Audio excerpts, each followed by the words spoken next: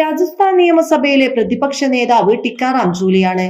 Alwar rural മണ്ഡലത്തിൽ നിന്നും 27,000-ഓളം വോട്ടുകൾക്കാണ് 2023 നിയമസഭാ തെരഞ്ഞെടുപ്പിൽ അദ്ദേഹം വിജയിച്ചു കയറിയത്. നിലവിൽ സച്ചിൻ പൈലറ്റും അശോക് ഗെഹ്ലോട്ടും നിയമസഭാ അംഗങ്ങളാണ്. ഇപ്പോഴിതാ ടിക്കാറാം ജൂലിയെ മാറ്റിക്കൊണ്ട് സച്ചിൻ പൈലറ്റിനെ ആ സ്ഥാനത്തേക്ക് എത്തിക്കാൻ വേണ്ടിയുള്ള നീക്കങ്ങളാണ് നടന്നുകൊണ്ടിരിക്കുന്നത്. അതിന് കാരണമായി പറയുന്നതും നിരവധി സാഹചര്യങ്ങളാണ്. രാജസ്ഥാനിൽ എപ്പോൾ വേണമെങ്കിലും ഭരണം അട്ടിമറിക്കപ്പെട്ടേക്കാമെന്ന് BJPക്ക് നന്നായി തന്നെ അറിയാം. എന്നാൽ BJPയുടെ ഇപ്പോഴത്തെ വെല്ലുവിളി കേന്ദ്രമന്ത്രിമാരായ അർജുൻ റാം മേഘ്വാളും ഗജേന്ദ്ര സിംഗ് ഷെഖാവത്തും പരസ്പര ധാരണയിലേക്ക് പോകുന്നില്ല എന്നത് തന്നെയാണ്. ഗജേന്ദ്ര സിംഗ് ഷെഖാവത്തിനെ എങ്ങനെയും മുഖ്യമന്ത്രി പദം കൈപ്പടിയിൽ ഒതുക്കണം. അതിന് പല കളികളും കളിക്കുകയും ചെയ്തിരുന്നു. എന്നാൽ അതൊന്നും നടന്നില്ല എന്നതാണ് വാസ്തവം. അതിന് കടുത്ത നിരാശയും അദ്ദേഹത്തിനുണ്ട്. നരേന്ദ്രമോദി മന്ത്രിസഭയിൽ കേവലം ഒരു മന്ത്രിയാകാനല്ലായിരുന്നു അദ്ദേഹത്തിന്റെ ആഗ്രഹം.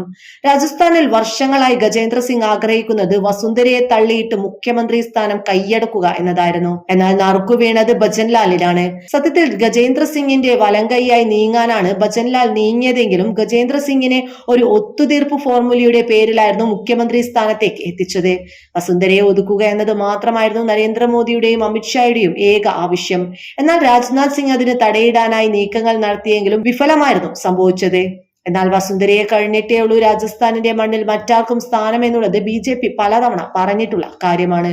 അതുകൊണ്ട് തന്നെ നരേന്ദ്രമോദിക്കും അമിത്ഷായ്ക്കും പ്രവേശിക്കാൻ കഴിയാത്ത രീതിയിലേക്ക് BJPക്കുള്ളിൽ തന്നെ ഒരു പത്മവ്യൂഹം ഒരുക്കാനാണ് വസുന്ധരയുടെ പുറപ്പാട്.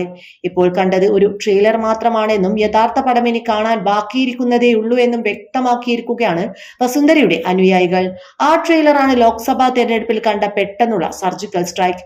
ഇനി നിയമസഭാ തെരഞ്ഞെടുപ്പ് വരുന്നതിന് മുൻപ് തന്നെ തദ്ദേശ സ്വയംഭരണ തെരഞ്ഞെടുപ്പിൽ ഒരു കൂട്ടത്തോൽവി പല സ്ഥലങ്ങളിലും നടക്കുമെന്നും പല മുനിസിപ്പാലിറ്റികളും തിരിച്ചു പിടിക്കുമെന്നുമാണ് കോൺഗ്രസ് അനുയായികൾ പറയുന്നത്. അതിനെ അവർക്ക് കരുത്തു പകരുന്നത് വസുന്ധരയുടെ ഈ നിലപാടുകൾ തന്നെയാണ്.